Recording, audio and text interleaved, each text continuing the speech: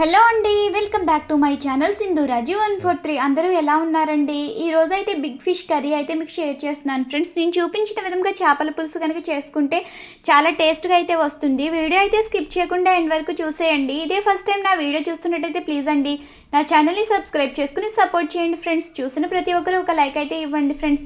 చాలామంది channel subscribe చేసుకోకుండా అయితే వీడియోస్ చూస్తున్నారు. ప్లీజ్ అండి వీడియో చూసిన ప్రతి ఒక్కరు ఛానల్ అయితే సబ్స్క్రైబ్ చేసుకుని సపోర్ట్ చేయండి ఫ్రెండ్స్.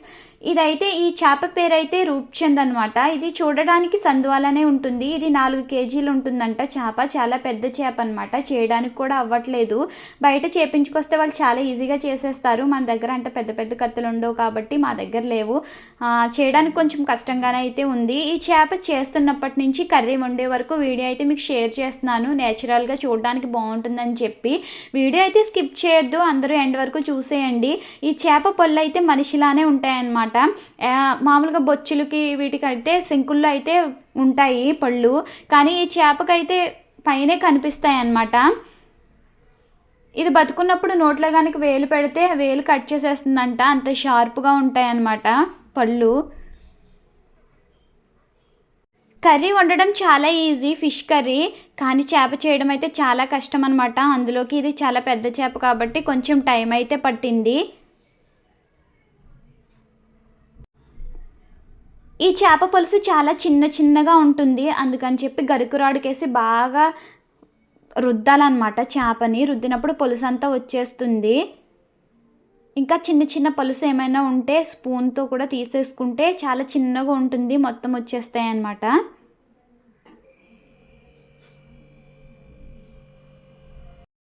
చేప చేయడం అయితే చాలా కష్టంగా ఉందన్నమాట. నేనైతే అస్సలు చేయలేను, మా ఆయన చేస్తున్నారనమాట. అంత పెద్ద చేప కదా, నా వల్ల అయితే అస్సలు అవ్వదు.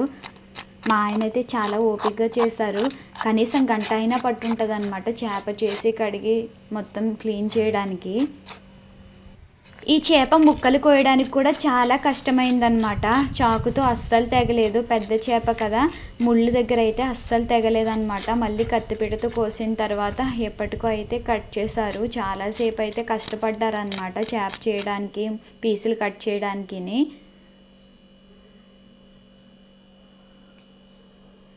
ఎప్పుడు చేపల కూర వండినా చేపనైతే బయట చేపించుకుని వచ్చేస్తారు, తీసుకున్న దగ్గరే మార్కెట్లో చేసి ఇచ్చేస్తారనమాట. కానీ ఈసారి అయితే ఈ చేప అయితే మా బాబాయ్ పంపించారనమాట, పెద్ద చేప వాళ్ళ ఇంటి దగ్గర నుంచి. అందుకని చెప్పి చేయకోకుండా అయితే వచ్చేసింది. మార్కెట్ నుంచి అయితే తీసుకొస్తే కంపల్సరీ చేసే తీసుకొస్తారు. ఎందుకనంటే పెద్ద చేపలు ఇంటి దగ్గర కోసుకోవడం చాలా కష్టమవుతుంది కదా. మాకైతే అన్ని రకాల చేపలు మంచిగా దొరుకుతాయి అన్నమాట. ఫ్రెష్గా లైవ్లోనే అమ్ముతారు. ఏ చేప కావాలన్నా దొరుకుతుందన్నమాట. మా గోదావరిలోకి చేపలు అయితే లోటే ఉండదు.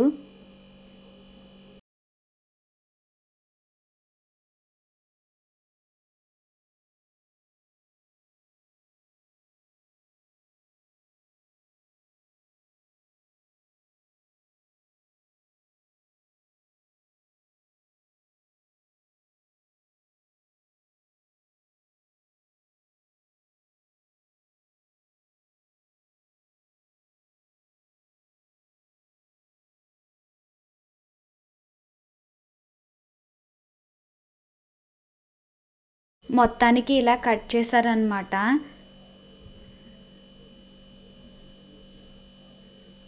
ఎలాగైతే కష్టపడి ఇంతవరకు అయితే అయ్యింది చేప. ఇంకా ముక్కలు కట్ చేయడం అయితే చాలా కష్టమైంది. వీడియో అయితే కొంచెం లాంగ్గానే ఉంటుంది, ఓపిక చేసుకుని అందరూ చూడండి ఫ్రెండ్స్. ఎందుకంటే చేప చేయడానికి చాలా టైం పడుతుంది కదా. నేనైతే అంత టైం చూపించలేదు, ఓన్లీ ఒక 19 మినిట్స్ 20 మినిట్స్ అయితే వీడియో షేర్ చేస్తున్నాను.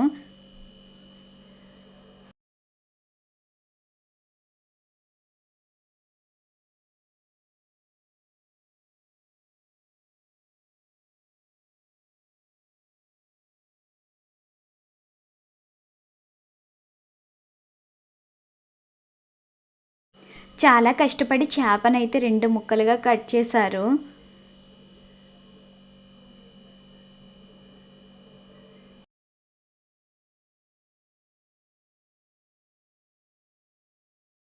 దీని పొట్టలో చూస్తున్నారు కదా, చాలా కొవ్వు అయితే ఉంటుంది. ఈ చేపలో చాలా కొవ్వు ఉంటుందన్నమాట. లాస్ట్లో చూపిస్తాను మీకు ఎంత ఫ్యాట్ వచ్చిందో. ఈ చేపతో చేపల ఇగురు కానీ పులుసు కానీ ఫ్రై కానీ చాలా చాలా బాగుంటుంది ఫ్రెండ్స్. ఏదైనా చేసుకోవచ్చు, పులుసే చేసుకోవాలని లేదు. నేనైతే ఇప్పుడు చేపల పులుసు అయితే చేస్తాను. ఇంకా చేప క్లీన్ చేయలేదు కదా, చేప క్లీన్ చేసిన వెంటనే మీకైతే కర్రీ ఎలా చేసుకోవాలనేది చూపించేస్తాను. వీడియో అయితే ఎండ్ వరకు చూసేయండి, అప్పుడే మీకు మంచిగా కర్రీ ఎలా చేసుకోవాలనేది తెలుస్తుంది.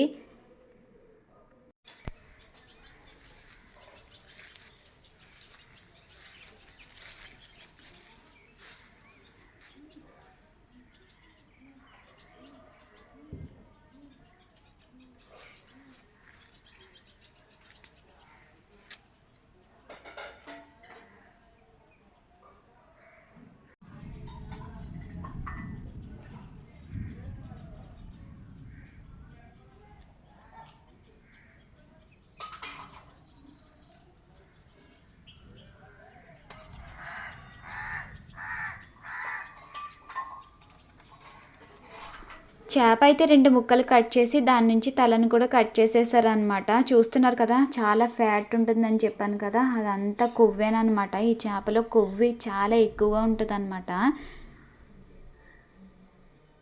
చేప టేస్ట్ కూడా అలాగే చాలా బాగుంటుంది. కూర అయితే చాలా బాగుందని చెప్పి కొంచెం కూడా వదులుకోకుండా తినేశారు మా వాళ్ళైతే.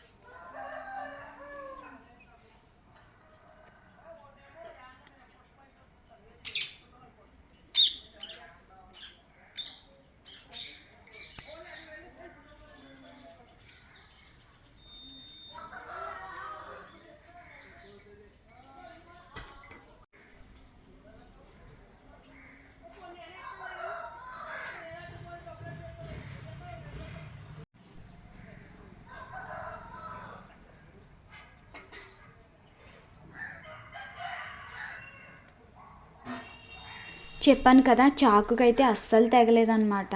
ఇంకా చాలా కష్టమైంది. 2 పీసులు కట్ చేస్తారు. ఇంకా తర్వాత కత్తిపీట అయితే తీసుకున్నారు. చేప చేసేటప్పుడు కత్తిపీట అయితేనే చాలా ఈజీగా ఉంటుంది. కత్తిపీటతో అయితే చాలా మంచిగా అయితే కట్ అయిపోయినాయి అన్నమాట.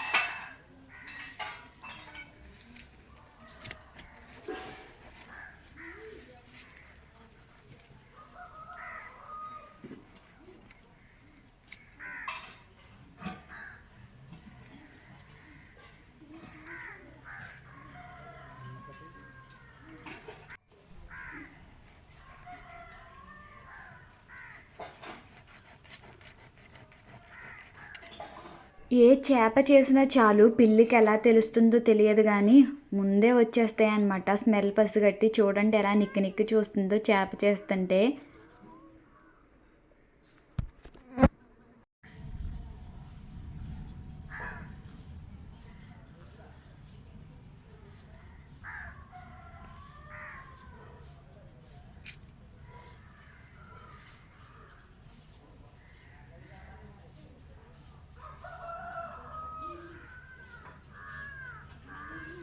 చేప ముక్కలు అయితే చాలా నీట్గా చక్కగా కట్ చేసేసారు. ఇప్పుడు వీటిని అయితే కొంచెం ఉప్పు, 2 నిమ్మ చెక్కలు వేసుకొని క్లీన్ చేసుకుంటే సరిపోతుంది. వాటర్తో 3-4 టైమ్స్ అలా క్లీన్ చేసుకోవాలి. ఎందుకంటే చేపల్లో నీసు ఎక్కువ ఉంటుంది కాబట్టి కొంచెం ఎక్కువ సార్లు అయితే కడుక్కోవాలి.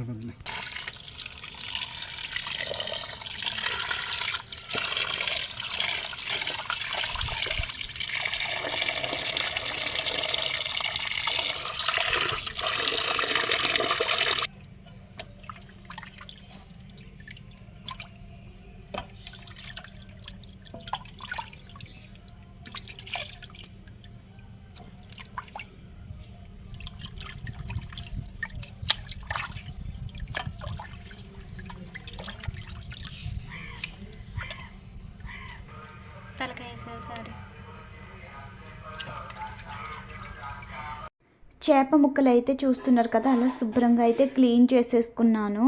ఇంకా ఫిష్ కర్రీ వండుకోవడానికి కావలసినవన్నీ నేను రెడీ చేసేసుకున్నాను అనమాట.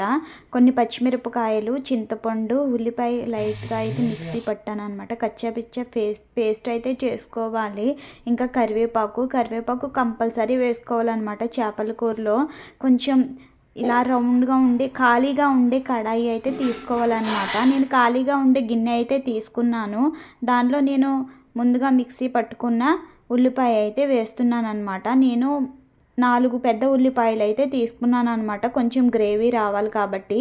మరీ మెత్తగా అయితే మిక్సీ పట్టుకోవద్దు, కొంచెం కచ్చాబిచ్చా అయితే పట్టుకోవాలి. అలా కొంచెం ఆయిల్ కూడా చేపల కర్రీలోనికి ఎక్కువగానే ఆయిల్ పడుతుంది. పచ్చిమిరపకాయలు కూడా ఎక్కువనే వేసుకోవాలి. చింతపండు కూడా కొంచెం కారం ఎక్కువ వేస్తాం కాబట్టి కారం తెలియకుండా ఉండడానికి కొంచెం చింతపండు అయితే ఎక్కువ పడుతుందన్నమాట. మనం చేపల కూర వండుకున్నప్పుడు ఎప్పుడు గరం మసాలా పౌడర్ అవన్నీ వేయకూడదు. మనం చక్కగా న్యాచురల్గా మన ఇంట్లోనే తయారు చేసుకున్న మసాలా అయితేనే వేసుకోవాలన్నమాట. అప్పుడే చేపల కూర చాలా టేస్ట్గా అయితే ఉంటుంది. నేను కరివేపాకు ఇవన్నీ వేసేసుకున్నాను అనమాట. నేను ఒక క్లిప్ అయితే మిస్ అయిపోయిందనమాట, నేను తీసిన వీడియో క్లిప్పు. ఎన్ని ఉల్లిపాయలు, పచ్చిమిరపకాయలు, కరివేపాకు ఇవన్నీ ఎన్ని వేసుకున్నాను అనేది మీకు వీడియో చూపిద్దామని చెప్పి తీసాను. ఆ క్లిప్ అయితే మిస్ అయిపోయింది. నేను ఒక 4 పెద్ద సైజు ఉల్లిపాయలు, కొన్ని పచ్చిమిరపకాయలు, కరివేపాకులు కూడా తీసుకున్నాను అనమాట. ఉల్లిపాయలు చూస్తున్నారు కదా, చక్కగా మగ్గిపోయినాయి. ఈ మగ్గిపోయిన దాంట్లో నేను చేప ముక్కలు అయితే వేస్తున్నాను. నేను అన్నీ కర్రీ చేయట్లేదు అనమాట. పెద్ద చేప కాబట్టి కొన్ని ముక్కలు అయితే ఫ్రైకి తీసుకున్నాను, కొన్ని ముక్కలు అయితే కర్రీ చేస్తున్నాను అనమాట.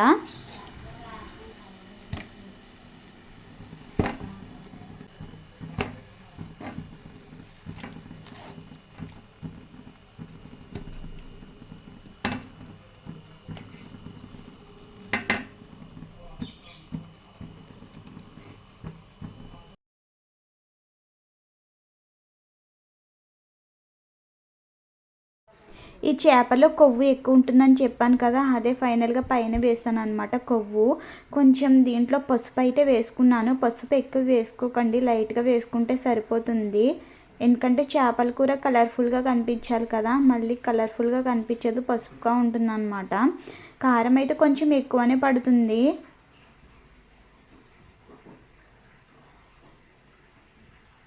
సరిపడినంత కారం అయితే వేసుకోండి. మేము కారం ఎక్కువ తింటాం కాబట్టి కొంచెం కారం ఘాటు అయితే ఎక్కువనే వేస్తున్నాను అనమాట, స్పైసీగా ఉండాలని చెప్పి.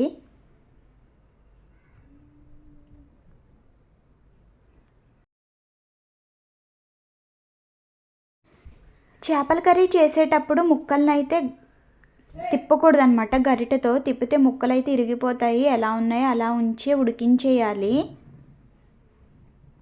చక్కగా వండేయాలన్నమాట కూర, ఎలా ఉన్నదో అలాగే. నేను కారం ఇవన్నీ వేసేసిన తర్వాత చింతపండు చూపించాను కదా మీకు, ఫస్టే తీసి పక్కన పెట్టుకున్నాను. అది నానబెట్టేసుకున్నాను అనమాట వాటర్ పోసి. ఇలా చింతపండు గుజ్జు అయితే తయారు చేసుకున్నాను. నేను కారం ఇవన్నీ వేసిన తర్వాత, కారం పసుపు వేసిన తర్వాత డైరెక్ట్గా వాటర్ పోయకోకుండా చింతపండు గుజ్జు అయితే పోసేస్తున్నాను. ముక్కలు మునిగే వరకు చింతపండు గుజ్జు అయితే వేయాలన్నమాట. అంటే దీంతోనే, ఇంకా వేరే ఎక్స్ట్రా అయితే వేసుకోకూడదు. నేను తీసుకున్న చింతపండు గుజ్జులోనే వాటర్ పోసుకొని ఆ ముక్కలు మునిగే వరకు పులుసు అయితే వేస్తున్నాను, చింతపండు పులుపు.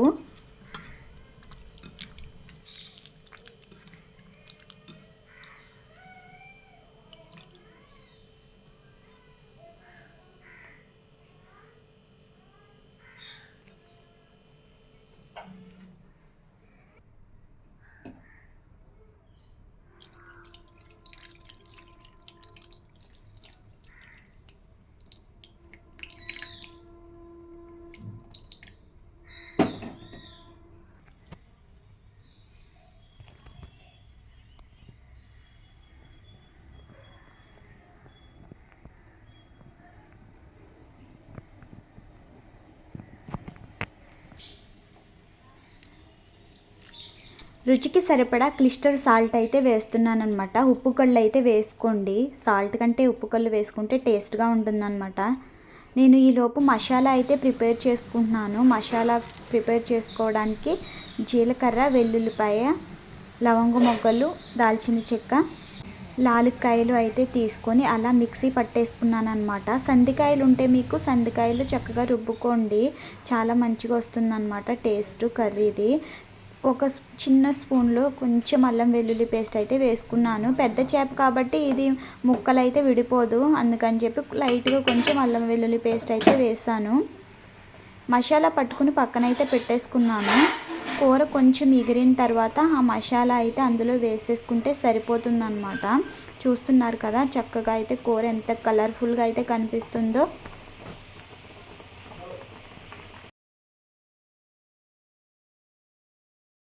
నేను ముందుగా ప్రిపేర్ చేసి పెట్టుకున్న మసాలా అయితే ఇందులో వేసేసాను అనమాట. ఆల్రెడీ ఆయిల్ అయితే పైకి తేలుతుంది. ఆయిల్ పైకి తేలుతుందని అంటే కూర ఎగిరిపోయిందని అర్థము.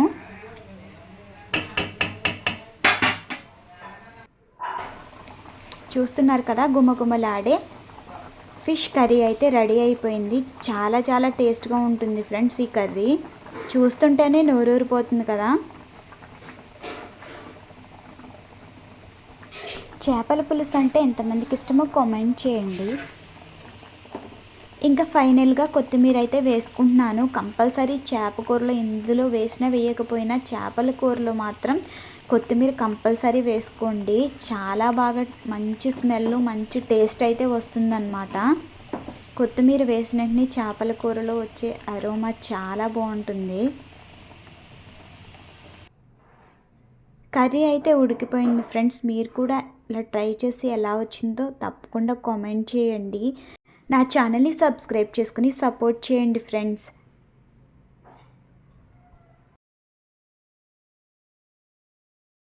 కూర అయితే చక్కగా ఎగిరిపోయింది. స్టవ్ అయితే ఆఫ్ చేసేసుకుంటున్నాను. చూస్తున్నారు కదా గుమగుమలాడే చేపల కూర ఎంత మంచిగా అయితే రెడీ అయిపోయిందో.